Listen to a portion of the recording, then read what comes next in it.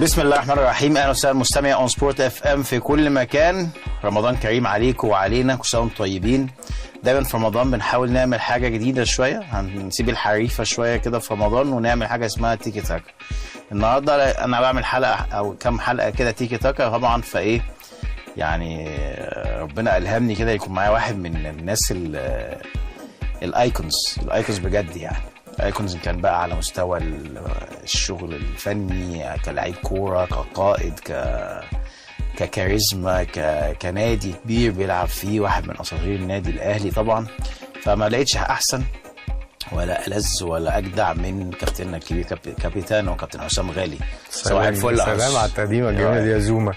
اما تيجي من تعالى والملاعب وكابتن كبير زي حازم امام والكلام الحلو ده. كل سنه طيب. كل سنه طيب وجميع المستمعين طيبين ورمضان كريم عليكم. مختفي انت، ما بتظهرش خالص يا حسام. والله مش بتقال يظهر بظهر.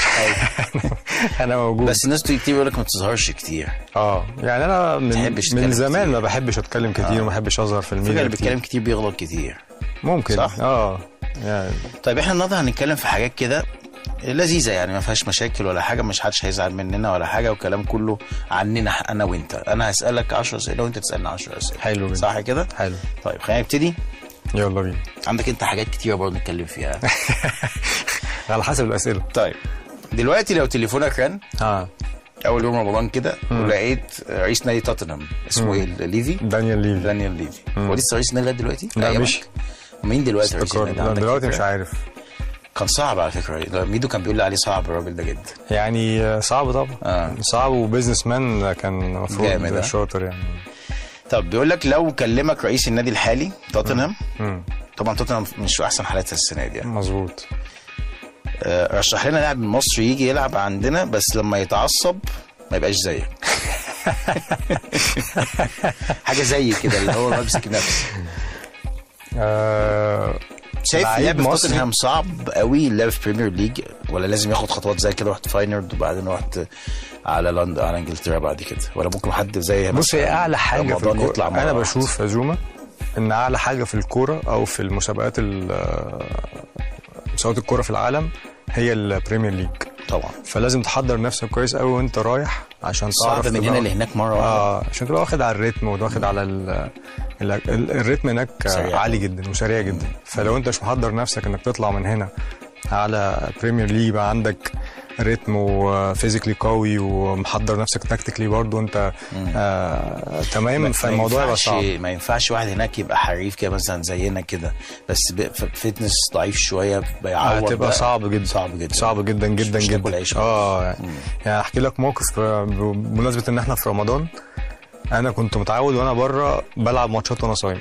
اوكي. ماتش فاينورد في روتردام تمام بلعب، واخر الماتش ده في هولندا.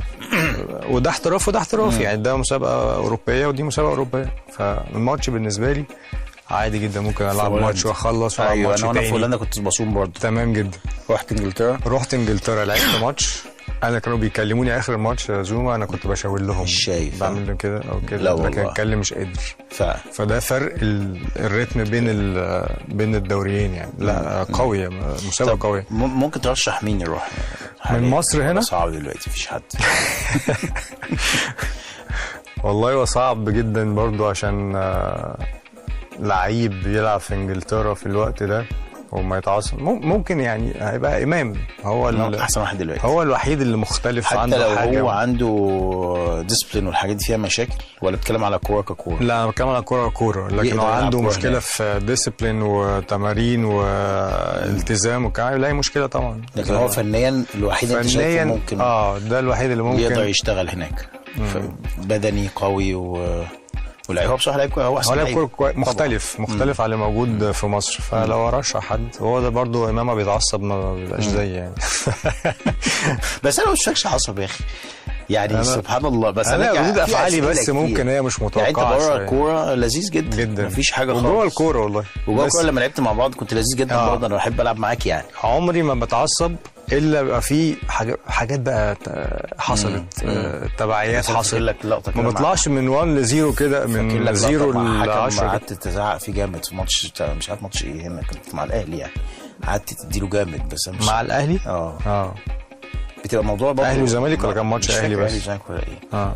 بس فاكر كنت في لقطه كده قعدت تزعق له جامد بفكره انك برضه كابتن النادي الاهلي دي بتحط ضغط عليك اكتر، انك لازم انت اللي تتكلم وكده مع الحكام والكلام ده.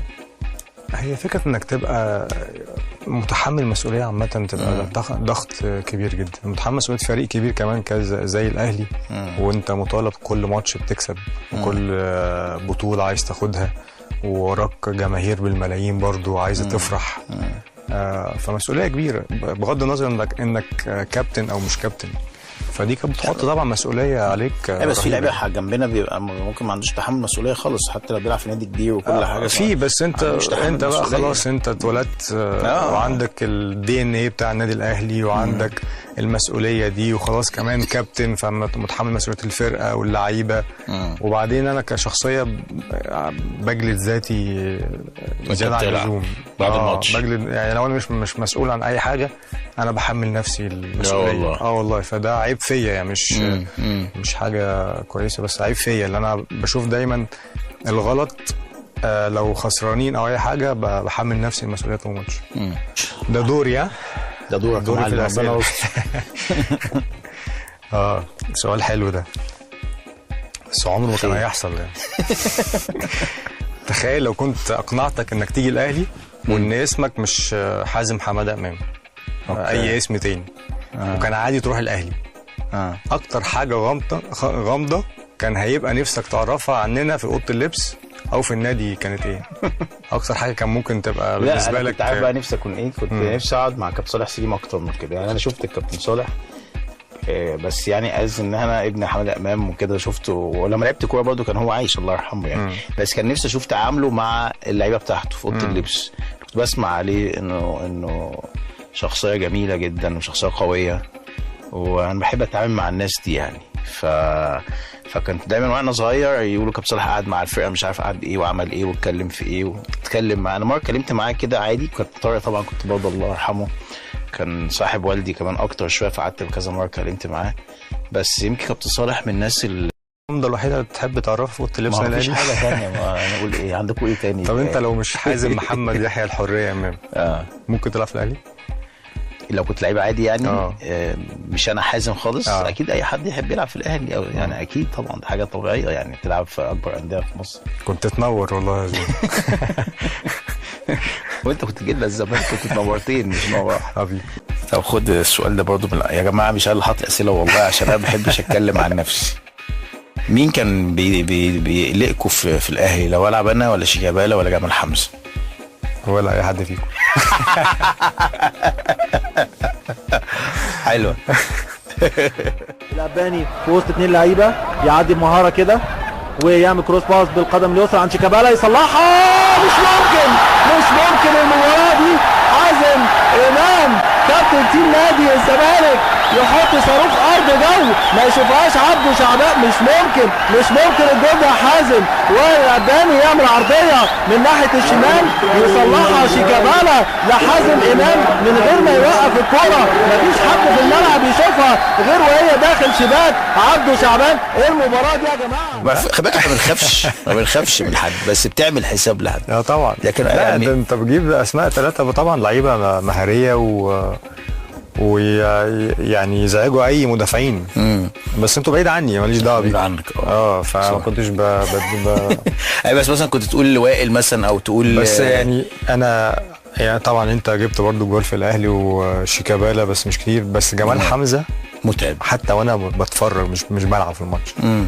الكوره ما بتيجي في رجله بحس بخطر. ايوه صح. يلم كورته ويلعب الارضيه الحلوه والتسديد. هوبا يا نهار ابيض الله الله الله الله الله الله الله الله الله عليك يا جمال يا حمزه. الله عليك يا زمالك. يا عيني عليك يا جوزيه. الله الله الله على الروعه. ايه الجمال ده يا ابني؟ ايه الحلاوه دي يا ابني؟ حلوه. جوزيه هيتجنن النهارده. ادي شيكابالا وادي الاستلام وبيمينه. ايه ده؟ ايه الجمال ده؟ ايه الحلاوه دي يا جمال يا حمزه؟ الواد ده كان غريب في ماتش الاهلي والزمالك. الاهلي والزمالك ده مش طبيعي يعني. ماتش الكاس لو تفتكر 4-3. ايوه. لا انا كنت قاعد بتفرج على الماتش ده. كنت بلعب في الاهلي ساعتها، كنت بلعب بره يعني. اوكي. الكرة تيجي في رجله لا في حاجه هو يعني حاجه هتحصل. بس هو حتى الماتشات العاديه طبعا ماتشات الاهلي كان ماشي، بس هو جمال حتى في الكوره لمسته لا لعيب. انا بحبه لك من اللعيبه اللي بحبها جدا جدا جدا يعني. فانت ما بتخافش يعني؟ لا انا عمري ما خفت. مين كان بيضايقك وجوده في الاهلي اكتر في ماتشات الزمالك؟ ابو تريكه ولا بركات ولا متعب؟ نفس السؤال. بس الثلاثه يعني الثلاثه لعيبه مهمه جدا. الأجيال اللي مرت على تاريخ النادي الاهلي. نقله لعبه بتوصل عند تريكه، يلعب بينيه، فرصه جول جول جول، فرصه جول بركات. اخيرا بركات يسجل التعادل. يا ولد يا بركات، بينيه حلوه من ابو تريكه من ورا دفاع البايرن، وبركات بقى يسجل التعادل عشان يفرح جمهور النادي الاهلي. وعقيده الفوز راسخه بل موصله وموثقه من بينيه تريكه ومن انفراد بركات اللي بيسجل هدف التعادل للنادي الاهلي. بس اكتر واحد مؤلم وبركات ومتعب، الثلاثه متعبين جدا طبعا كانوا وبعدين هم جم الثلاثه مع بعض في جيل احنا كنا برضه ابتدينا جيلنا مش نفس القوه، ابتدينا يعني عارف لو قلنا في 2001 او 2002 كانت الامور تبقى احسن بكتير وعادي يعني رايح سجال جامد. لكن هم جم في وقت برضه احنا كنا في احلال وتجديد ودخلنا بقى في المشاكل الاداريه دي، فكان اللعيبه كلها مش احسن حاجه يعني. بس لا الثلاثه كانوا جامدين. لكن يمكن متعب كان اكتر واحد عشان بيلعب على الجون. لكن ابو تريكه طبعا في نص الملعب وكان بس ابو تريكه انا اعتزلت 2008 هو لعب معانا 2004 او 5 تقريبا كسبنا احنا الماتش ده. هو جاب جول كان اول ماتش يلعبه تقريبا. وبعد كده بقى هو السنتين دول انا لعبت ماتشين 3 جاب جول بيمينه تقريبا في منصف في المقص ده كنا احنا كسبانين 2-0 تقريبا. وبعدين انا ما كملتش انا اعتزلت بقى. بس الفتره دي بقى هم الاهلي كانت انتوا احسن بكتير جايبين لعيبه كتير واحنا ما بنجيبش حد. لكن بركات برضه ماتش 3-3 لو تفتكر. طبعا. بس انا كنت اعتزلت يعني. هو اللي جايب الماتش. الجول الثالث. الثلاثه جامدين بصراحه يعني. انا عايز اقول لك حاجه بس الاسئله دي في معدين مش انا اللي عاملهم يعني عشان بس نبقى احنا ايه to clarify everything يعني. في الاعلان اللي عملته مع نجوم الدوري الايطالي مين اللاعب اللي كنت بتبصوه بانبهار كمعجب قبل ما تبقوا انتوا الاثنين في نفس الدوري؟ يعني مالديني. انا بحب مالديني جدا.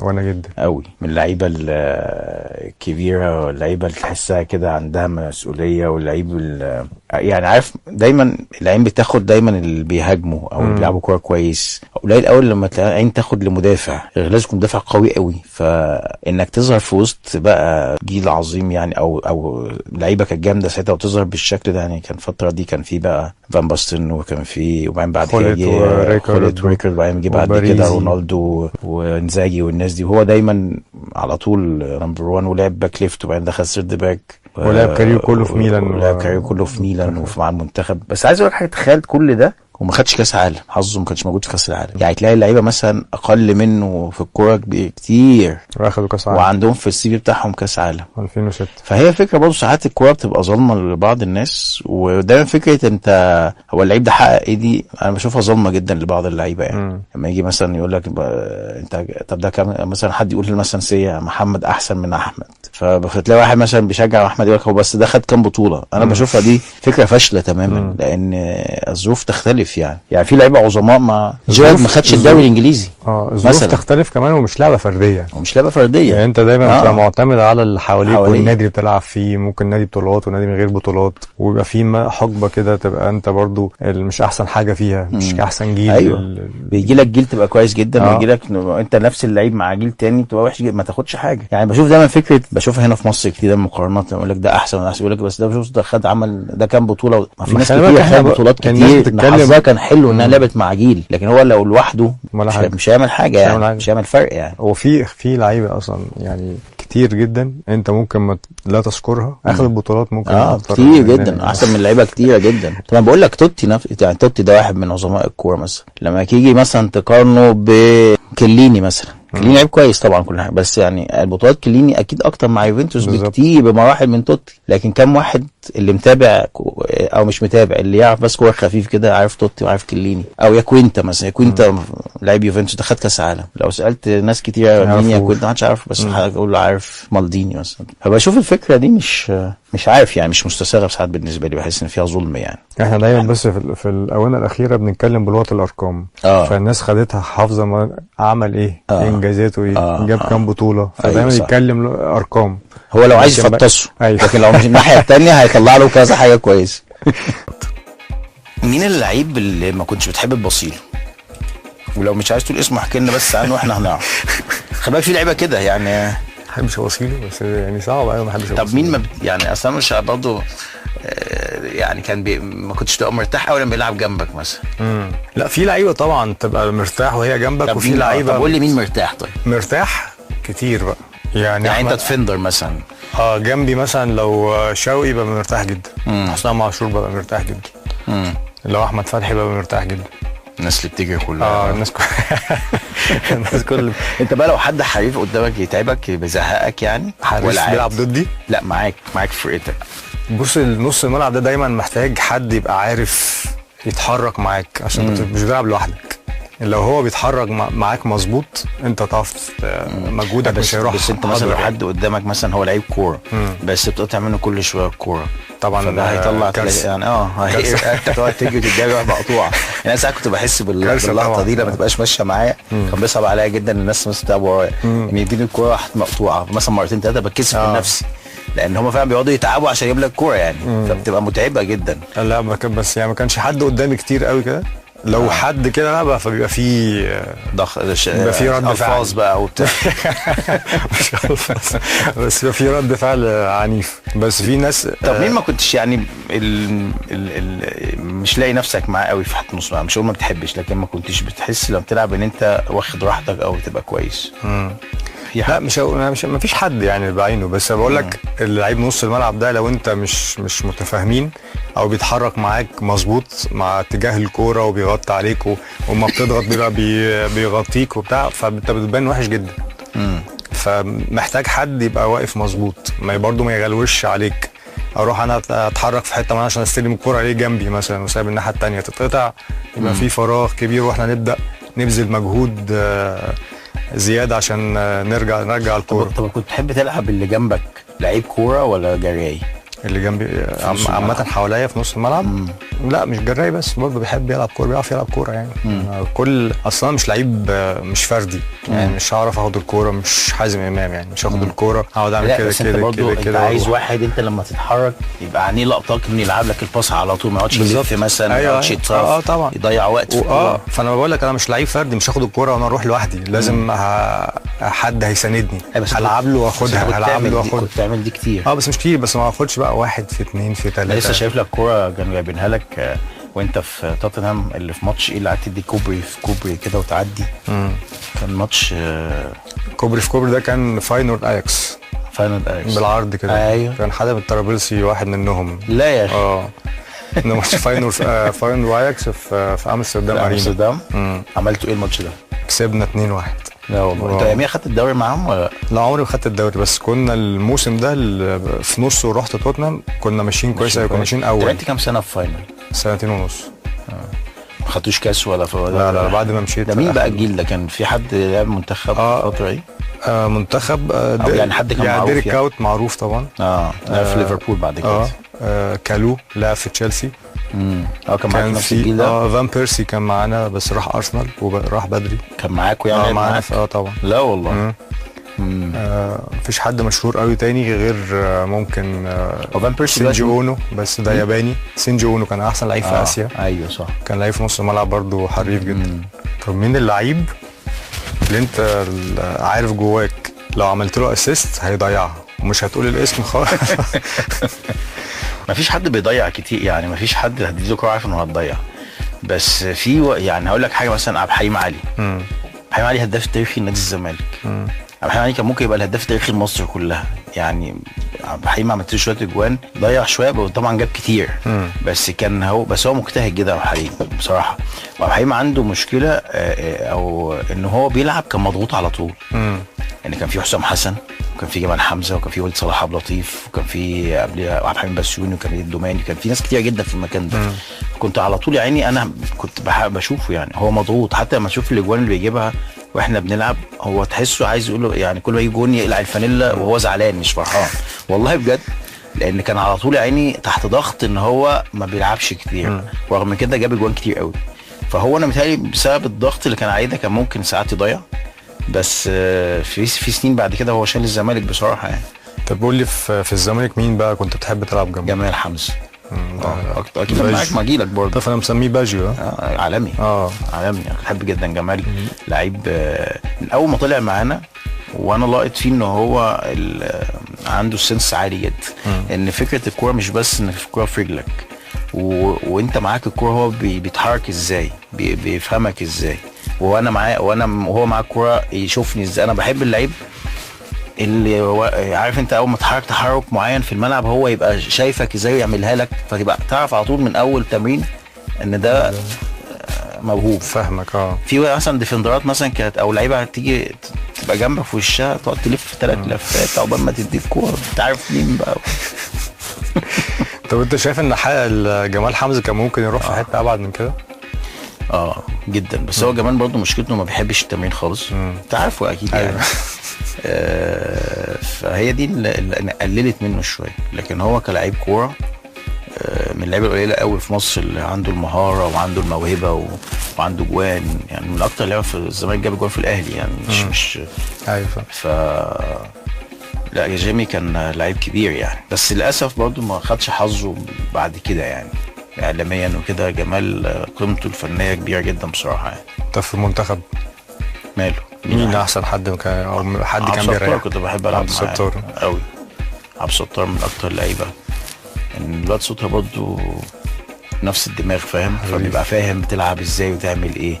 كنا ساعات مثلا احنا ايامينا احنا كان برضه ما كانش في مهاجمين كتير في كابتن حسام حسن، فكنا بنعتمد كتير على نفسنا انا وهو ان احنا نبقى في الحته الهجوميه. كمان احمد حسن بيزيد بس مين اللي هو ديفندر يعني، كان دايما اللعب علينا وعبد الستار ان احنا ننقل الهجمه كتير يعني، فكنا على طول قريبين من بعض بنحاول نظهر لبعض.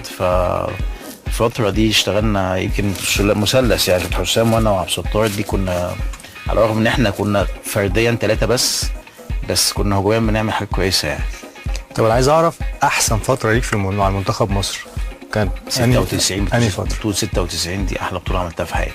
اللي فين؟ في جنوب افريقيا؟ جنوب افريقيا دي كانت مع الكابتن احمد دي انا عملتها على المستوى الفردي يعني. افتكر ان دي احسن بطولة لو حد لعب بطوله يعني كويسه، متهيألي دي من احسن الحاجات اللي انا عملتها في حياتي، او حتى ممكن لو قارنتها بلعيبه تانية كتير ممكن تلاقيني واحد من الناس الكويسه اللي عمل بطوله يعني. عملت بطوله دي كويسه قوي. 98 لا 98 بطوله كويسه، بس انا 96 على الفردي مستوى الفردي انا كنت بعمل حاجات كنت عارف مبسوط بقى. اول بطوله ليا انت اول بطوله ليك امتى؟ 2000 معانا 2004 صح مظبوط.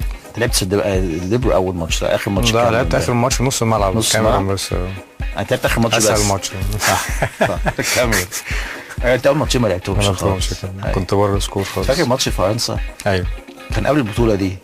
كابتن صلاح كابتن محسن لعبك سيرد باك على تيري هنري، شلنا 5 احنا الماتش. الحمد لله. ليه لعبت سيرد باك الماتش ده؟ غريبه جدا. ما كنتش بتلعب انت سيرد باك الماتش؟ كنت بلعب سيرد باك خالص، وبعدين كابتن محسن شافني بقى ان انا ليه بنط عالي وسريع. ايوه صح. كنا في التمرين انت قعدت في كام كوره، فغالبا قال لك بس ده اللي يمسك تيري هنري. ده وكان الناحيه الثانيه بشير مع سيسي. وكان مين ليبرو ساعتها؟ كان عبد الظاهر تقريبا.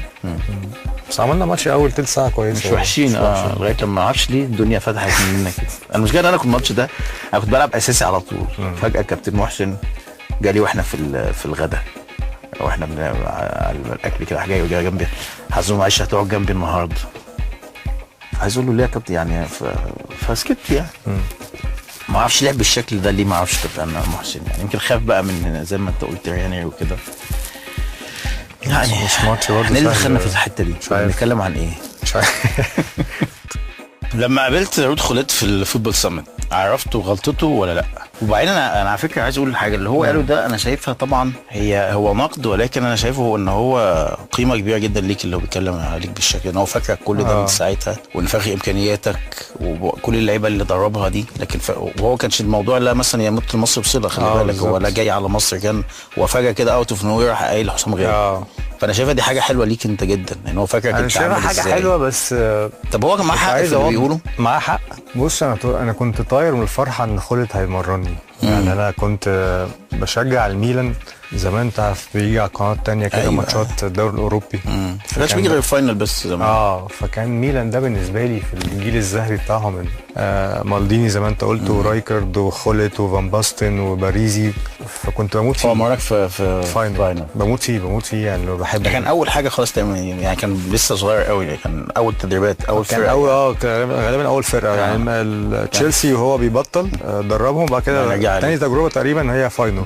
هو لعب فاينل برضه، مسك او لعب فاينل. لعب فاينل ومسك نيوكاسل. مسك نيوكاسل شويه برضه. فانا خالد هيمرني، انا كنت طاير من الفرحه. وبعدين قبل ما يمسك جه في اخر ماتشات كده يتفرج علينا، فبرضه كان معجب بادائي جدا. قعد يتكلم معايا اول ما جه.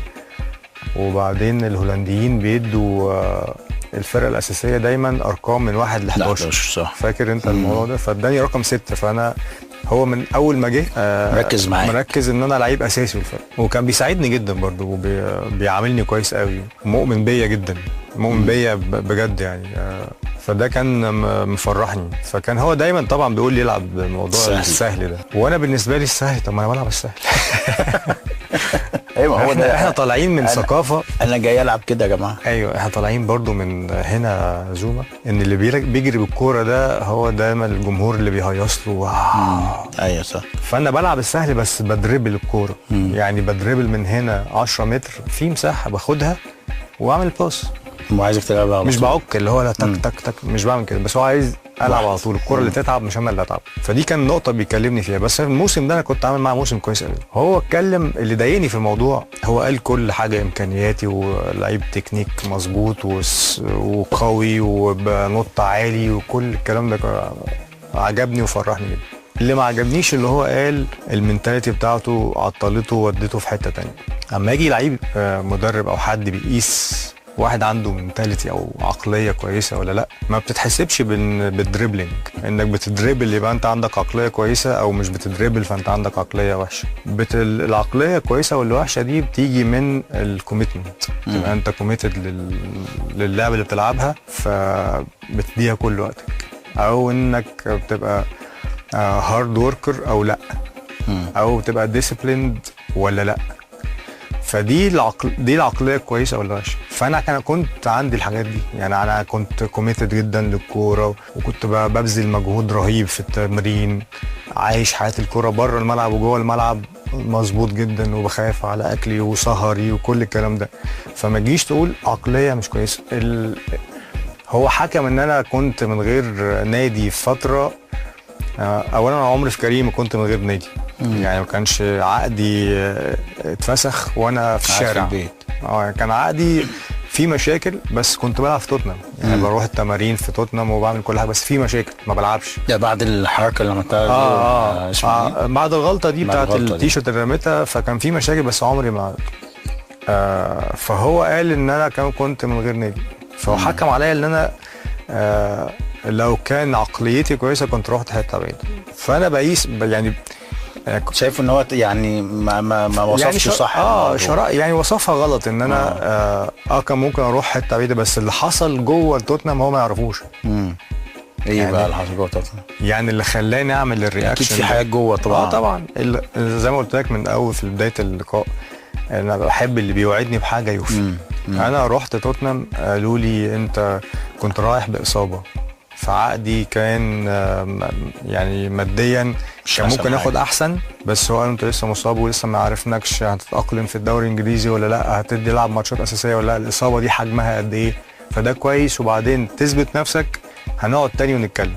فماشي، انا كان نفسي العب، فنزلت على الحاجات دي كلها وخلاص، وهلعب واثبت نفسي وبعد كده نشوف. فعملت كده، يعني لعبت وثبت نفسي وبدات الموسم ولعبت، كنت بلعب ماتشات كويسه وخلاص. المفروض نيجي نقعد بقى لا، انت لسه عندك كتير لينا وفي. انت كنت مضيت كام سنه بقى؟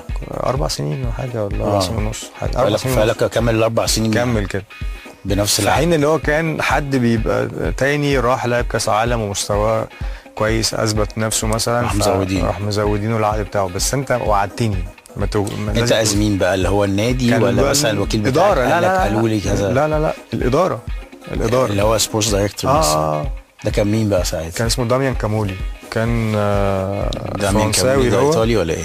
لا فرنساوي، وكان شغال برضو في السكاوتنج تيم في ارسنال، وكان سبورتس دايركتور في الوقت ده كان في توتنهام يعني. فانت ما شفتش اللي حصل لي في او الموقف اللي حصل في توتنهام عشان تقول ده عقليته وحشه او حلوه. انا لعبت في 2.5 سنين في فاينورد، وخدت خطوه اكبر من فاينورد، فمش هاخد الخطوه الاكبر من فاينورد الا اذا ان انا راجل عندي منتاليتي وعندي طموح يعني. بالظبط. وعايز اثبت نفسي، ورحت خطوه في الدوري الانجليزي. وما رحت الدوري الانجليزي قعدت 6 شهور ما العبش، ما سبتش نفسي بقى وابعد وفورمتي تبعد، لا ثبتت نفسي وبدات الموسم ولعبت ماتشات جامده جدا والناس كانت مقتنعه. هو ده معناه ان اللقطه بتاع التيشيرت دي يا حسام كان مخزن جوه الموضوع ده؟ كان طبعا طبعا واضح يعني. كانوا بيزهقوك يعني ولا كانوا بيعملوا حصل كذا موقف؟ طبعا. اصل انت برضو الناس بتشوف اللي في الاخر. يعني برضو يا زوما كان في بونص في العقود، تلعب مثلا 20 ماتش اساسي تاخد فلوس، مبلغ مش قليل، مبلغ كبير. فمثلا تلعب ماتش تبقى مكسر الدنيا ضد تشيلسي وجايب جول، الماتش العوده ما يلعبكش. هو مش عايز يديك البونص، مش عايز يوصلك انك تاخد بونص. بالظبط. واخر الموسم ان المدير الفني بتاعك يبقى عارف ان البونص بتاعك لو لعبت كذا تاخد كذا، بيجي مع النادي عليك. بالظبط. هو عارف، بيقول انت عندك كذا بتاخد كذا. قلت له انت عرفت منين؟ والطبيعي ان المدير الفني ما يعرفش الارقام اللي قال له عشان يبقى واخد باله. بالظبط. فالحاجات دي كلها خلتني يبقى رد فعلي لا انتوا ناس مش امينه وناس مش عايزه توصلني للمفروض اوصل له. فاللي زاد بقى الطين بله ان انا كنت احتياطي، نزلت لعبت شويه راح مخرجني. ده كان اسمه ايه ده؟ مارتن يول. فقلت بقى الناس دي ده جاي لك يعني. الناس دي بتخلص عليا، فلازم نهرب من انت مشيت، انت رحت ديربي كاونتي بعديها؟ رحت 6 شهور ديربي كاونتي. بس اللي انا استفدته من الموضوع، اللي ما بحبش حد يقع في الغلط ده، انك عندك خناقه مع البورد خليها مع البورد، عندك خناقه مع مدير فني خليها مع مدير فني، بس ما توسعش الموضوع.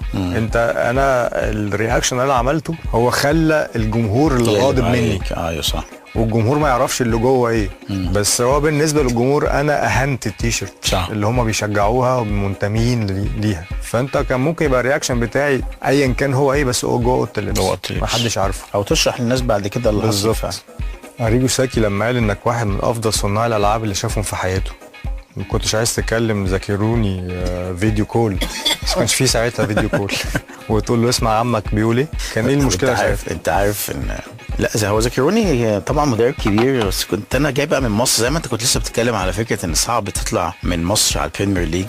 لما انا رحت ايطاليا دي كان البريمير ليج دلوقتي يعني طبعا كان بالنسبه لي خطوه صعبه جدا، او يعني نقله، فكانت عايزه وقت شويه. انا برضو منتاليتي فعلا الواحد برضو زمان ما كانش زي يعني مش فاهم زي دلوقتي. وانت صغير وما كانش معانا حد يفهمنا برضو ولا حاجه، فبرضو الواحد كان مستعجل وكل شويه عايز العب. وكنت بلعب مثلا ربع ساعه تلت ساعه، انا شايف ده كويس بالنسبه انا جاي من مصر يعني. بس انا كنت مستعجل جدا. ف ذاكروني كان. وبعدين انا حظي برضو في ايطاليا مع الفرقه ان انا يمكن السنتين اللي رحتهم دول كانوا احسن سنتين تقريبا في تاريخ اودينيزي. احنا اول سنه رحت فيها احنا كان مثلا اودينيزي ده بيطلع ال 14 بيطلع ال 15 17 يعني طلعنا الخامس. دي كانت يعني طفرة. كانت طفره، ده كان انجاز غير طبيعي. دخلنا اليوروبا ليج تاني سنه، دي كانت اول مره في تاريخ يعني الجيل اللي دخل اليوروبا ليج ده اول سنه اودينيزي احنا انا فيه يعني. لعبنا اياكس على فكره، بس اياكس طلعنا في الدور الثاني، فما كانش بيلعبني كتير، فكان عندي مشكله معاه على طول، بحس ان هو مستقصد. طبعا احنا لما بيكبر في دلوقتي بتفهم يعني الدنيا ماشيه ازاي. المهم انا شفت ذاكروني ده مره، كنا هنا في اون رايحين، اول ما اون فتحت عملنا ماتش ايطاليا ومش عارف ايطاليا وفرنسا ولا ايطاليا، كان عملناه هناك، كان في نيس، كان ايطاليا وحد تاني مش فاكر مين. ده عملت انا وكابتن ايمن يونس وكابتن مجدي عبد الغني الماتش ده، مش ولا انا كنت بقدم الاستوديو. فاحنا في الاوتيل في نيس لقيت ذاكروني هناك، كان رايح يحل الماتش برضه، فبيقدمني لاصحابه، فبيقول لهم ده حازم ده احرف واحد شفته في حياتي. قلت له طب انت فين الكلام ده يا معلم؟ طيب ادينا كنت شوط ولا ادينا 90 دقيقه بس. هو كان عارف، كان دايما يقول لي انت لعيب، بس انت لازم العب في سيستم. انا برضه كنت لسه جاي عارف انت كنا مثلا نعمل التكتيك، المفروض مثلا السيد باك بيديني الكوره برجعها له تاني وحاططها للباك ليفت يكون مكمل الناحيه الثانيه. فانا بقى ايه اجيب الكوره انا عامل كده واروح اعملها لوحده، فيقول لي يا حبيبي روح موقف اللعب، لا العب له للباك. فانا يا باك ايه اللي هلعبها له فاهم؟ فكانت بتخلت مني كتير. هو معاه حق في حاجات وانا كان معايا حق في حاجات، وانا برضو حظي وحش اتصبت وبتاع، لكن يعني راجل ابن حلال يعني. افتكر ان في جول انت عملته. ايوه رقصت واحد رئيسه كان في ريجينا عملتها قليله الادب ده وعملتها. كان ماتش قبليها بقى كان نزلني وطلعني زي كده. بس انا تنزلني وطلعني رحت شايل قلعت تحط على وشك. فاكرها دي صح؟ انا قعدت 5 دقايق في الملعب ما لحقتش. انا نزلت من هنا حد اتطرد من عندنا، مش عارف كنا بنلعب بيروجي ولا بنلعب ايه مش فاكر. فانا لسه نازل بقى وعندي حماس بقى نازل يعني، فحد اتطرد راح مطلع يعني انا ما لمسش كوره يعني 5 دقايق فاهم. فده اللي تعبني يعني قوي وضايقت قوي. حتى كلمت ساعتها الايجنت بتاعي قلت له انا عايز امشي، انا مش هقعد في النادي ده. فتاني ماتش بقى على طول كان في ملعبنا كان الماتش ده، فكنت قاعد احتياطي. اللي عجبني بقى ان انا لسه كنت رايح بقى لي 4-5 ده كان 5-6 ماتش في الدوري. لقيت الجمهور بتاع الاودينيزي عاملين لي يافطه كبيره جدا ودموعك اغلى من 100 هدف، وانا عم لسه جاي يعني كان مثلا كان ابن النادي او لسه جاي ما بقاليش شهرين يعني. فالماتش ده سبحان الله ربنا نزلت كنا خسرانين 1-0، نزلت جبنا جون وعملت جون المكسب 2-1 والدنيا اتقلبت بعد الماتش بقى. الايجيبسيان زوما فولبا. طب بقول لك الحازم في الوقت ده الميديا كانت بتحط ضغط عليك ان هو انت عايز كمان من كتر ما هنا في مصر انك تبقى لازم تبقى اساسي. انا عايز العب. ايوه هنا في مصر كانوا بقى بيقول لك حازم علي احتياطي ما بيلعبش كتير يعني كان الاول طبعا فرحان جدا ان انا رايح ايطاليا، بس لما الدوري اشتغل وكده كنت بقعد احتياطي، بس كنت بنزل على فكره مش اللي هو مثلا بقعد بال7 ماتشات يعني ماتشين انزل كل ماتشين ماتش كده يعني بلعب يعني. ماتشات الكاس كنت بلعبها كلها اساسي. انت عارف الكاس بيبقى بيلعب اللي ما بيلعبوش كتير يعني. وجبت في سامدوريا ماتش تقريبا كان كاس برضه بالهيد جون كده في جنوا. فهي الدنيا كانت ماشيه بالنسبه لي، انا شايفها طبيعي بالنسبه للعيب كوره. بس انت هنا في مصر طبعا محدش فاهم قوي مستعجل بالنسبه لهم وانا مستعجل، فكانوا بيضغطوا على الواحد. تيجي بقى مصر مع المنتخب يقعدوا يقول لك ده ما بيلعبش، يقول لك مثلا اودينيزي من غير حازم امام يفوز عارف الحاجات دي. ولا ويقول لك كابتن جوهر هو واخده ليه ما هو بيلعبش وبتاع. مين اجمد في الاعلانات انا ولا انت؟ طبعا السؤال ده غريب جدا بس انا يعني اكيد انت اكيد زوما. لا يعني الاعلانات دايما ايامينا زمان كان في اعلانات برضو لعيبه كوره كتير وبتاع. ايامينا كانت يعني انا فاكر اول اعلان كان زمان لعيبه الكوره كان كابتن حسن شحاته والخطيب اللي هو بتاع مكان الحلقه بتاع الحلاقه ده كان بالنسبه لي. مش نقول اسماء مش عارف. ده كان بالنسبه لي نفسي اعمل البتاع ده انت عارف كده. يعني كان ده كان من وانا صغير كنت بشوفه الوحيد الاعلان اللي لعيب كوره يعني. انت عملت اعلانات حلوه. انت عملت اعلانات كتير برضه.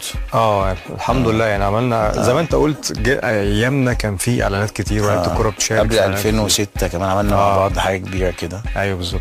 ايوه بالظبط. كانت شويه حاجات حلوه بس مش هينفع نقول اسماء. نقول اسم بس عشان يعني السؤال ده طبعا اكيد زوما احسن في الاعلانات. وبعدين نشوف يعني لسه امير القلوب لسه اللي جاي انا وانت. في الاعلان اللي عملته مع نجوم الدوري الايطالي مين اللاعب اللي كنت بتبصوا بانبهار كمعجب قبل ما تبقوا انتوا الاثنين في نفس الدوري؟ يعني مالديني. انا بحب مالديني جدا وانا جدا قوي. من اللعيبه الكبيره واللعيبه اللي تحسها كده عندها مسؤوليه واللعيب يعني عارف دايما هتلاقي العين بتاخد دايما اللي بيهاجموا او اللي بيلعبوا كوره كويس. قليل قوي لما تلاقي العين تاخد لمدافع. لازم يكون مدافع قوي قوي. فانك تظهر في وسط بقى جيل عظيم يعني او لعيبه كانت جامده ساعتها وتظهر بالشكل ده يعني. كان الفتره دي كان في بقى فان باستن وكان في وبعدين بعد كده خولت ريكارد وبعدين جه بعد كده رونالدو وانزاجي والناس دي. وهو دايما على طول نمبر 1 ولعب باك ليفت وبعدين دخل سيرد باك ولعب كارير كله في ميلان وفي مع المنتخب. بس عايز اقول حاجه تخيل كل ده وما خدش كاس عالم. حظه ما كانش موجود في كاس العالم. يعني تلاقي اللعيبه مثلا اقل منه في الكوره كتير واخدوا كاس عالم وعندهم في السي في بتاعهم كاس عالم 2006. فهي فكره برضه ساعات الكوره بتبقى ظالمه لبعض الناس. ودايما فكره انت هو اللعيب ده حقق ايه دي انا بشوفها ظلمه جدا لبعض اللعيبه يعني. يعني لما يجي مثلا يقول لك انت طب ده كام مثلا، حد يقول مثلا سي محمد احسن من احمد، فتلاقي واحد مثلا بيشجع احمد يقول لك هو بس ده خد كام بطوله. انا بشوفها دي فكره فاشله تماما، لان الظروف تختلف يعني في لعيبه عظماء ما جيرارد ما خدش الدوري الانجليزي. الظروف تختلف كمان، ومش لعبه فرديه. يعني انت دايما بتبقى معتمد على اللي حواليك والنادي اللي بتلعب فيه. ممكن نادي بطولات ونادي من غير بطولات، ويبقى في حقبه كده تبقى انت برضو مش احسن حاجه فيها، مش احسن جيل. ايوه بيجي لك جيل تبقى كويس جدا، ويجي لك انت نفس اللعيب مع جيل تاني تبقى وحش ما تاخدش حاجه.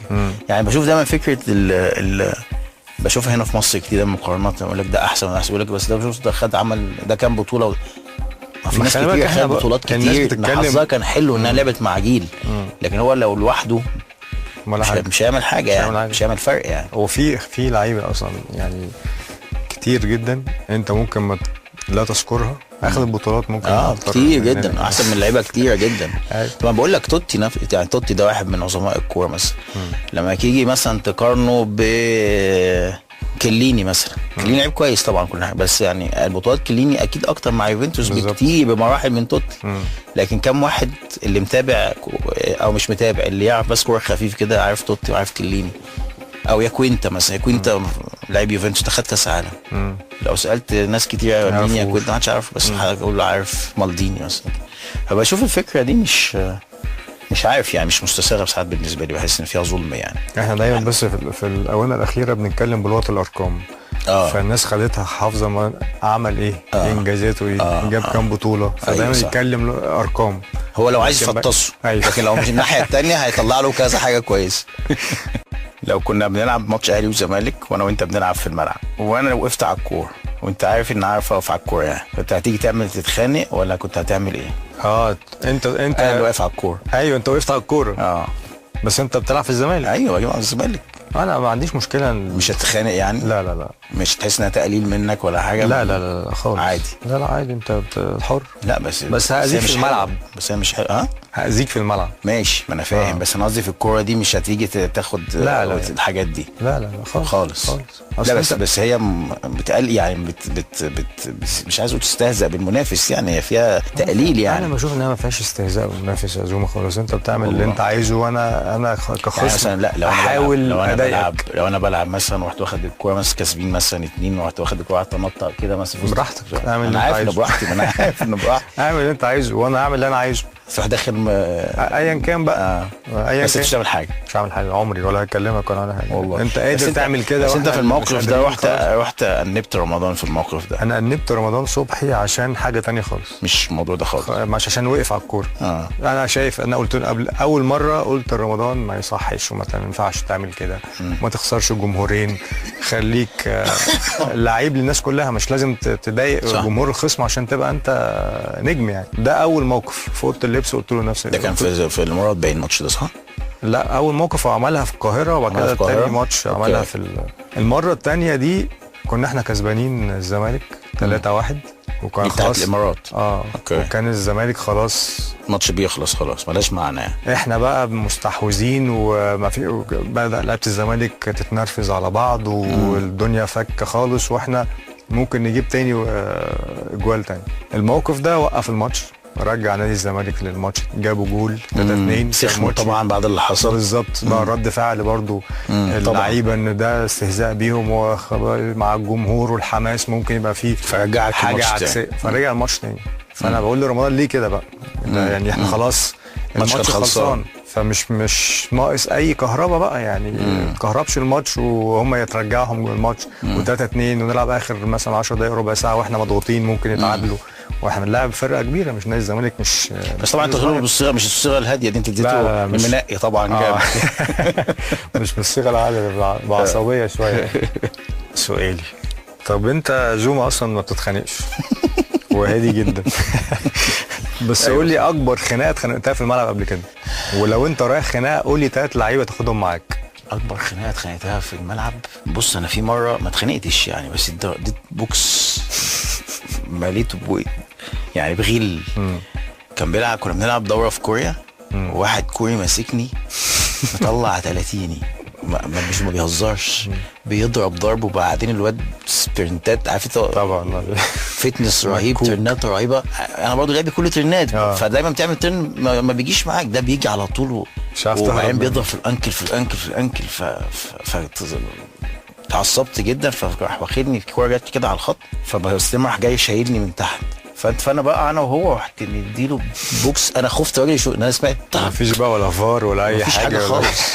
انا سمعت في وشه لبست، بس اغرب رد فعل في حياتي. ايوه ما جاش جنبي تاني، ما جاش جنبك، وبعدين ما قالش ولا مثلا اتغلى. انا قلت هيموتني يعني. البوكس انا مش مدي اخوانا. ماتش في كوريا ولا ماتش في كوريا؟ انا مش مدي اخوانا هيلبس، انا بعمل، بس انا بغل فعلا. الواد عمال يضرب فيا، فغليت فلبست. عارف تسمع، عارف دي صوتها جامد كده. انا قلت وشه اتكسر يعني، فكه اتكسر. هو ما جاش تاني جنبي يعني، لعب عادي، بس هو ما قاليش حتى ايه يعني، مثلا ما فيش يعني لو واحد تاني كان هيديني واحده في وش مثلا. طبعا ما طول الماتش عمال يضربك. فدي كانت بالبنيه دي لازم يرجع لك. مره تانيه برضه خليت مع حضريوي في المغرب، بس كان كلام يعني، كلام وتجاوزنا جامد جدا. كنا الماتش ده كنا في المغرب. عبد الكريم حضريوي ده الباك ليفت، هو بقى حبيبي. بعد كده لعبنا في هولندا مع بعض وبتاع، بس هو دخل فيها وانا دخلت فيه وشتمنا بعض وبتاع، وعملت له ضربته جامد، فكان هو بين الشوطين هيموتني.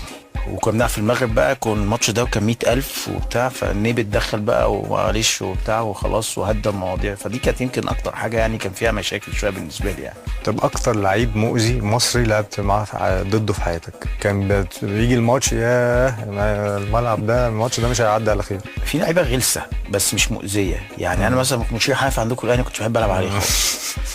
كان صعب جدا وما بيترقصش، وكان قصير يعني الارض كده ومدكوك وسريع، مع ان تشوف سبحان الله ما لعبش كتير منتخب يعني كان الوحيد مثلا في الجيل ده اللي لعبش منتخب. بس انا كنت ما بحبش العب عليه. انا زمان اول ما لعبت في السنه كنت بلعب راس حربه، فلعبت عليه ماتشين ولا حاجه. كان في لعيب في نص الملعب بس مش فاكر اسمه ايه، كان في الاتحاد. كان بيرقص ابراهيم الشايب. انا مش فاكر، مش عايز بصراحه ان بعد ظن اسم، بس ده كنت هو ابراهيم الشايب. كان بيقرصني وانا بجري. والله العظيم كان بيقرصك ويخربشك ويشد فيك. على جيلنا كان ابراهيم الشايب. كان في واحد اللي بيلعب في الشرطه برضو، لعيب الشرطه ده في نص الملعب ما كانش بيبطل جري. انا لعيب، انا بحس بنفسي ان انا بجري كتير. فتنس بجري كتير يعني، بروح وارجع واجري كان في شويه يا ابني انت ما تتعبش. انا هموت وانت رايح جاي معايا وحاسس ان الدنيا عادي، ما بيلحقش خالص.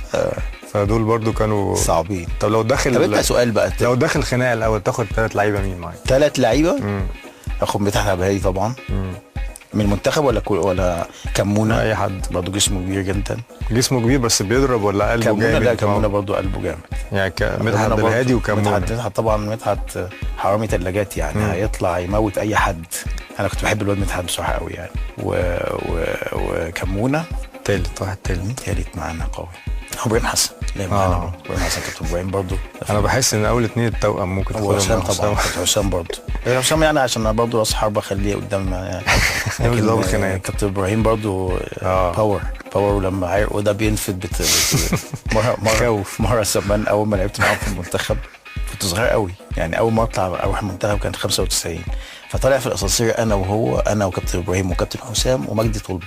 كابتن مجدي وكابتن مجدي شد في الكلام مع كابتن ابراهيم، وانا في الاسانسير في وسطهم، والاثنين عصبوا جامد جدا وابتدوا يشدوا في بعض ويعملوا في بعض. انا مش عارف يهزروا ولا بيتكلموا بجد. فانا كنت نازل رايح مثلا طالع التاسع، الثالث راح داخل الثالث، السلام عليكم انتوا بقى مع نفسكم. والله العظيم يا جماعه انا لسه جاي، ولقيت الاسانسير وكابتن ابراهيم ابتدى العيال تنفد منه وبتاع. عارف انت الهزار بيبتدي في الاول هزار، بس انت حاسس ان هو بيقلب بس. طيب هل عندك الجراءه انك تقول لك احرف من احمد حسن في نص الملعب؟ طبعا. كده على طول كده بمنتهى العفويه. طبعا احرف منه بكتير. ده الصقر احرف منه بكتير. العبيد هيهريك. ومين لعيب ارتكاز تشوفه انه احرف منك؟ لعيب ارتكاز احرف مني؟ يعني بكل تواضع.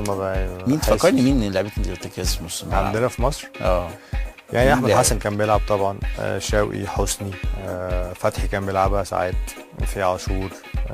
بعد جيل بعد كده بقى كان النني وابراهيم صلاح واحمد توفيق مفيش حد مفيش كباري دي والحاجات الشغل لا مفيش كلام. انت احمد حسن طبعا لعيب كبير بس طبعا مش احرف مني يعني. الحرفنه حاجه واللعبه حاجه. لا لا بس انت ما استنيتش، ده انت على لا طول. لا انت ما فيش اي تواضع خالص. انت ما جيتش يعني لو تقول لي انت ولا عبد الستار ولا مش عارف هقول ماشي، لكن احمد حسن احرف مني. انت بس انت شايف نفسك في الحته دي نمبر 1 از حرفان. مش بقول انا لعيب نص ملعب احسن واحد او اجمد واحد، احرف واحد. انا بشوف ان انا احرف واحد. انا اقول انا كمان برافو يا زو. ما تزعلش ابو حميد بقى، ما تزعلش.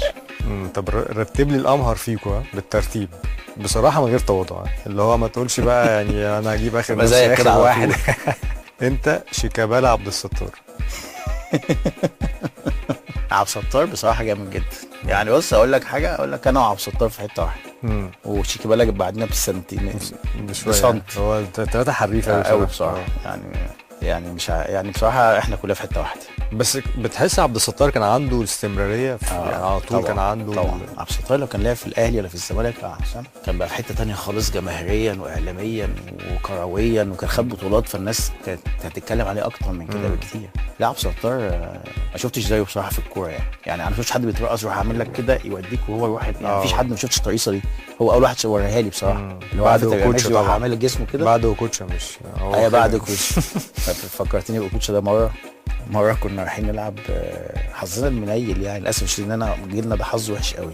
فكان اولمبياد اتلانتا كسبنا اول مرحله، كان ساعتها مراحل مش زي دلوقتي مجاميع والحاجات دي. كنا بنلعب ستيج 1 كسبناها، ستيج 2 بقى هنلاعب مين؟ نيجيريا. كان جيل نيجيريا بقى جيل مين بقى؟ كانوا وكوشا وساندي كان بيلعب في يوفنتوس واجبيبا كان بيلعب في موناك. كان فيها كلهم بيلعبوا يعني كلهم بيلعبوا منتخب قوي. قاعدين هناك في ليجوس في الاستاد، طبعا احنا خايفين جدا. احنا كلنا اقوى واحد فينا هشام حنفي لعب بلديه المحله وجاب جول في هو ده اللي يلعب يعني في المنتخب، بيلعب في الفريق الاول يعني. كان هو ابتدى يلعب وبتاع، واحنا كلنا بنلعب على خفيف يعني. حتى علي ماهر ما كانش معانا، كان مصاب. كان علي ماهر برضه لعب قبلنا يعني. معناش حد خالص. زي بقول لك هشام هو الوحيد اللي ابتدى يعني يلمس شويه. فاحنا قاعدين في الاوضه، فدخل علينا. كان ساعتها بيخش كابتن الفرقه يقعد يشوف زمان كان ما اعرفش دلوقتي موجوده ولا لا، يشوف السكور شيت ويشوف الباسبورتات. فمين داخل علينا؟ كان واخد لسه تشامبيونز ليج مع اياكس، وكرول كان ماسكنا، كان كل اياكس يعني. فطبعا فسلم عليه وبتاع. فحد يعني من زمايلنا ما شاء الله قال لك يا جماعه ده اوكوشا جامد قوي. فكرول سيبك من كده ولا كده، انت هتلعب ماتش مش عارف مين اللي بيلعب. فكرول بص له عايز يقول له يا ابني يعني احنا بنلعب الماتش وانت المفروض ده انت هتلعب عليه مش عارف ده مين، اوكوشا ولا كانو؟ قال له حبيبي كانو اكس شامبيونز ليج يو بلاي اجينست ناو. ركز بقى يا حبيبي. واتغلبتوا الماتش ده؟ اتغلبنا 3-2 هنا. احنا كنا رايح جاي اول ربع ساعه عشان الناس طبعا هم نازلين هياكلونا. انا مدي سروهين، واحد لاسامه نبيه واحد لاحمد فاروق. فاكر احمد فاروق بتاع البلديه؟ كان لعيب جامد قوي احمد فاروق ده. ضيعهم انفرادين في اول 5 انفرادين. انا ما بهزرش. احنا الشوط الاول ده اول ربع ساعه ممكن نكسب 3، احنا مش مصدقين. بس طبعا مع قله خبرتنا ضيعنا جوان. ضيعنا حطك في الشوط الثاني 1، بعديها بثانيه 2-0 وبعدين جبنا بينالتي. تامر مصطفى شاط وجبنا 2-1. راحوا جايبين فينا 3-1. رحت انا جايب جون في اخر ثانيه 3-2. نتيجه حلوه جدا يعني. جينا هنا اول 10 دقايق رحت جايب جون. نوصل احنا بقى راح اجبيبه حاططها في عصام الحضري. كانش الحضري بقى بالمستوى ده، كان زمان عادي يعني. ما كانش تحول بعد 2006 ده. فحظنا كان وحش قوي قوي قوي. هم خدوا البطوله خدوا كسبوا البرازيل والارجنتين. البرازيل كان فيها رونالدو برضه كان جامد جدا. جميل قوي. بس احنا لو كان قابلنا اي حد ساعتها احنا كنا جامدين قوي عشان الجيل ده. احنا الجيل ده كانت هنا وريده كان هو مشرف عندنا في المنتخب. احنا لعبنا 40 ماتش ودي، كلهم ماتشات مهمه. امريكا واليابان ورومانيا ومش عارف السعوديه، لعبنا كتير قوي. اسالك سؤال بقى في الحته دي، كويس انك اتكلمت فيها. فاكر زمان المنتخبات الوطنيه كانوا بيستعدوا ازاي؟ ايوه بقول لك. والاحتكاك بيبقى عامل ازاي؟ ايوه طبعا. ليه ما بنعملش الكلام ده دلوقتي؟ في المفروض في فتره حديثه المفروض نطور من منتخباتنا. كاس العالم اللي راح في اسامه العبيدي عملوا لعبوا ماتشين هنا في مصر مع مش عارف ايه اللي حصل؟ يعني المفروض كل المنتخبات الوطنيه دي تمر كل ماديا ما عندكش قدره ماديه انك تعمل معسكرات للفرق زي زمان زوما كان معانا فلوس. ده بقول لك ده الوضع يعني انا افتكر برضو ايام منتخبنا الاولمبي ومنتخب الشباب احنا كنا بنلاعب اي حد في اي حته. ايوه يعني بنلعب كتير بطولات وبنلعب بره وجوه واحتكاك قوي، ده اللي بيخلينا بعد كده جامدين. جيل أيوة كويس، جيل قوي. لعبت لك 20-30 ماتش مش خايف تلعب منتخبات. لكن يعني دلوقتي اللعيبه بتلعب ماتشات مع فيرست تيم فرق محليه ودرجه ثانيه وبتاع، فبتروح تحتك بره كوره مختلفه كمان. انا بقول لك هي دلوقتي خلي بقى يعني برضه بص اقول لك حاجه، انا مسكت الاتحاد شويه، ففي حاجات بتبقى ماديه، بتبقى تذاكر طيران، لو انت ما جاتلكش دعوه بتبقى انت صعب انك انت تروح تلعب ماتشات دي زي الاول. بلس ان زمان يا حسام احنا ما كانش عندنا توقفات انترناشونال دايز، كنت تلعب في اي وقت. صح. فكنا بنروح في اي وقت نلعب. دلوقتي انت محدد بحاجات معينه باوقات معينه، حتى على مستوى المنتخب الاولمبي، حتى على مستوى المنتخبات الصغيره برضه انت محدد مش في اي وقت، لازم هم يبقوا مجمعين وانت بس المنتخبات الصغيره الناشئين والحاجات دي ممكن دي تمشي شويه. بس انا بشوف كنا مثلا في حاجه كنا عايزين نعمل، لا اما تروح تجيلك دعوات او انت تعمل دعوه لحاجات. الارقام بقت عاليه جدا، وللاسف بيبقى دايما الاولويه للمنتخب الاول او لمرتبات او لحاجات، فبتاخد منك كتير. عشان كده بقول لك الحاجات الماديه ساعات بتاثر على فكره الاحتكاك. بس هي طبعا زي ما بقول لك احنا 95 دي انا لاعبين 40 ماتش ودي عشان نوصل يبقى عندك 10 لعيب جامدين كده، يبقى النتيجه متوقعه. لازم بتعد. لازم. لكن انا متهيألي دلوقتي الامور بقت اسهل، يعني ماديا احسن، ما عندكش مصاريف كتير، ما عندكش اجانب موجودين في المنتخبات، فما عندكش مصاريف بالدولار، فدي برضه عندك كبير، فبتوفر اكيد، بتكسب فبتاخد فلوس. الاتحاد الافريقي ساعات بيساعدك، فيفا بيساعدك في حاجات. فمتهيألي ده نوعا ما متهيألي بقى الجيل الجديد ده لازم، حتى الموضوع اللي حصل في 2005 وما لعبوش ماتشات وديه خالص تقريبا غير ماتشين تشيلي مش عارف هم مسافرين، لا لازم يتكرر، لازم ما يتكررش تاني يعني. وبعدين اللي ماسك المهندس هنا ابو ريده هو عايش الموضوع. ايوه كان بيبقى مشرف على المنتخبات بتاعتنا طول عمرنا وبنحتاج وبنروح في كل حته نلعب ماتشات وبيفرجوا لنا كل الكلام ده. طب سؤال بقى قبل ما سؤال، وانا اخر سؤال ولا انت اخر سؤال؟ سؤال؟ لا انا لسه السؤال بتاعي معايا لسه دلوقتي مين اللي كان بيقلد التاني، عبد الستار ولا انت فرع فتحي؟ عبد الستار هو اللي كان بيقلدك؟ ايوه انا كنت انا اول واحد عملتها. راح مقلدك، راح معملها، انبسط بيها يعني.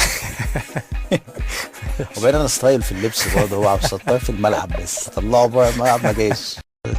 يعني ما هو اعظم لعيبه هم والناس رموز، ومفيش اكتر من الاهلي الخطيب ولا في الزمالك كذا، وعادي يعني ده لابس اهلي وده لابس زمالك. انا كابتن حسن تقريبا كان لابس اهلي، هو كابتن فاروق، وكابتن خطيب لابس زمالك. كابتن خطيب مش ممكن تعملها دلوقتي، حتى لو ماتش اعتزال مين دلوقتي تعملها بقى، اللعيبه هتخاف. لاعب شوط باهلي من السوشيال ميديا، شوط بزمالك طبعا هتخاف من السوشيال ميديا، هيطلعوه بقى وانت وما صدق يعني. فعلا صعبه يعني. ما هو موجود السوشيال ميديا ده برضه ناس بتستفاد منه استفاده رهيبه يا زوما، فمش مستحيل هيخلوا الدنيا ماشيه طبيعي جدا، عشان هو من غير المشاحنات والشد والجذب ده هو مش هيبقى ليه وجود، فهو بيستفاد من الحاجات دي، فلازم يعمل دايما يأجج المشاعر بين ده وده. لكن في الطبيعي طول عمرنا اصحاب، طول عمرنا خارجين مع بعض في الملعب بنتنافس، لكن عمرنا ما اتخانقنا مع بعض. يعني انا فاكر وانا في منتخب الناشئين وشباب واولمبي، انا كنت جمال حمزه وميدو دول اخواتي يعني. ايوه طبعا. كنت بروح العب في نادي الزمالك وهم بيجوا. انا كنت بروح افطر في النادي الاهلي عادي. رجعنا. هل دلوقتي ممكن حد من الزمالك يروح يا نهار اسود، او من الاهلي يجي الزمالك؟ رجعنا مره من توتنهام انا وميدو، كنا بنلعب خماسي في النادي الاهلي الاثنين داخلين عادي، الموضوع كان عادي جدا. دلوقتي بقى جريمه وجاسوس وخاين وعميل، بس الحاجات دي ان شاء الله تنتهي يعني مرور الوقت ان شاء الله. ان شاء الله. ده سؤال اخير لازم نجاوب احنا الاثنين، لو بنقارن نفسنا بالجيل بتاع دلوقتي. هو سؤال برضو ما بحبش المقارنات يا جماعه، ما بحبش المقارنات. مش حاسس ان في كام واحد متسيطين على الفاضي واصلا ما بيعرفوش يلعبوا؟ بس ده قاسي قوي السؤال ده. تعال نستلم اكتر 2 اوفر ريتد، بس مش هنقول اسماء، هنحكي مواصفات بس. طب ما هنحكي مواصفات هيتعرف برضه، بس هنتكلم بشكل عام. بشكل عام ما بحبش المقارنات. يعني انا فكره المقارنات بشوفها كل وقت وله اذان، وكل يعني وقت بتاخد حاجتك ونصيبك. ما ينفعش كل شويه تقول يعني دايما، حتى ايامينا احنا هيقول لك ايه اللي قبلنا كانوا احسن، وايامينا كانت احسن منكم بكتير. لا بس في جيل كده زوما في النص، في جيل ما حدش يقدر يقول ايوه في اللي اجيال قبل واللي بعد في كان اجيال أحسن. جامده طبعا. كان في طبعا. كده مجموعه هي هنا شافها. المواهب قلت دلوقتي. مم. هي يمكن بتتكلم على فكره الماده قصاد الفنيات الكواليتي بقت كتير قوي زياده عن اللزوم للكواليتي انت شايف. ده اللي ممكن نتكلم فيه شويه، ان انت بتدي ارقام مش مناسبه مش مناسبه للكواليتي اللي بيديها لك كمتعه كوره يعني. فاهم؟ انا بشوف ده طبعا موجود. انا برضو مع حازم بشوف ان المواهب قلت جدا، ومش هنعمل مقارنات، بس تحس دلوقتي ان بيعمل حاجه اللي هي الطبيعيه جدا. كان المفروض اللعيب يعني مطلوب من لعيب الكوره ان هو يلعب كور بوش الخارجي يعمل ترقيصه، ده طبيعي جدا. زمان في جيلنا وجيل الكابتن حازم وقبلنا كان اللعيب الافريج العادي جدا بيعمل الاساسيات دي. دلوقتي في الجيل ده بيهول قوي عشان هو مش لاقيين برضو كتير عنده الكوره دي، فالناس بتهول الموضوع. انا وجهه يعني كلاعب كوره ومشجع دلوقتي ما بحبش اللعيب ياخد اكتر من حجمه. انا الحاجات دي بتضايقني جدا. ما بحبش اللعيب ياخد اكتر من حجمه وعنده جمهور او في الميديا او بحب اللعيب اللي هو متكامل ملتزم بيدي، مش شرط يكون حريف خلي بالك، بس بيدي 100% من كل حاجه جوه الملعب. مش شرط يكون لعيب مش حريف، لكن مدافع قوي بيموت نفسه. بيعجبني مثلا ياسر ابراهيم بيطلع كل حاجه جوه الملعب، ده لعيب احترمه. لكن بيبقى في ناس انصاف لعيبه وبتحب تغازل الجمهور.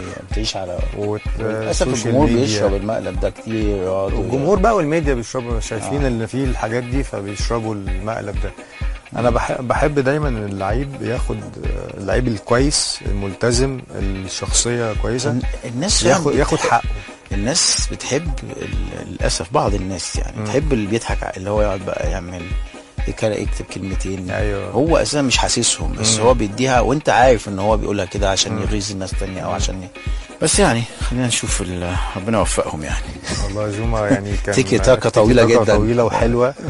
وان شاء الله تنورتنا احس والله حبيبي. واحنا قعدنا كتير بس عشان الناس انت وحش الناس. لا انبسطت جدا معاك، اول مره تقريبا اول مره مع بعض معاك، بس مش اخر مره بقى ان شاء الله. مش اخر مره كل شهر ان شاء الله. اتمنى بس الناس تتبسط في الصيام كده بقى، احنا نصلي صيامهم وتبقى نعمل 30 حلقه مش 10 حلقات بس. قعدنا كتير قوي. شكرا يا حسن. شكرا يا حبيبي، طيب نورتنا. طيبين.